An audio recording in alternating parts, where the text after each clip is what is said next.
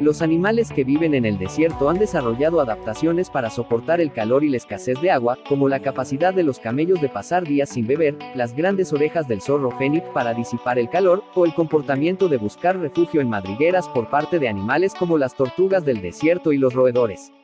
Otros animales notables incluyen escorpiones, serpientes de cascabel, ratas canguro y coyotes.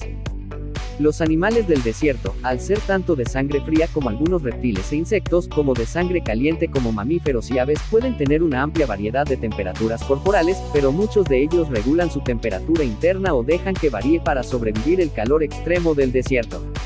Por ejemplo, el oryx y el camello permiten que su temperatura corporal aumente durante el día para reducir la pérdida de agua por evaporación.